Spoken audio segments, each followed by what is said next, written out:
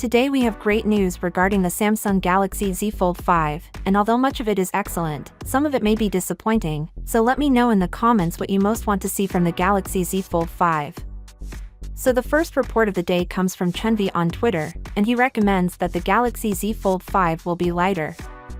Now, he claims it will be 10 grams lighter than the Z Fold model, putting it at roughly 250 grams, which is a fairly astounding weight for a folding phone. Today we have another tweet from Italiang on Twitter stating that the thickness of the Fold 5 will be 13.4 mm when folded, a decrease of 2.4 mm from the predecessor.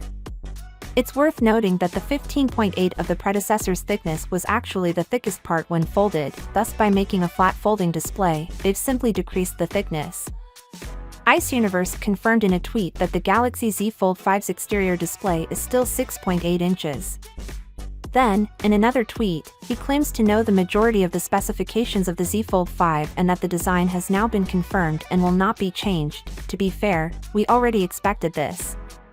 Samsung has confirmed that their focus is on portability and that the current design already works, so the focus will be on hardware user experience and making the device smaller.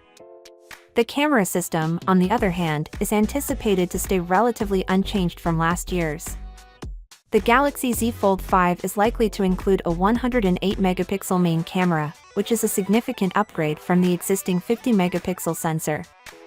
Of course, more megapixels does not imply better picture quality, but the Samsung 108-megapixel sensor is superior than the one in the current Fold. Obviously, camera performance has always been a major concern for Fold users, so it's fantastic to see Samsung making improvements. We now have additional information regarding the new hinge in the Galaxy Z Fold 5, and it looks that prior reports were right. Samsung has begun hinge testing on the new Z Fold 5, and they will be folding the devices 5 days a week, with a total of 200,000 folds and then another with 300,000 folds. The first 200K folds will be for the fundamental wear and tear test, followed by the 300K folds to determine the peak limit, with Samsung aiming to maintain 85% of the strength after 200,000 folds. Finally, what are your thoughts about it? So without being said, let me know your thought in the comment below, and if you are new here, please subscribe. Peace out.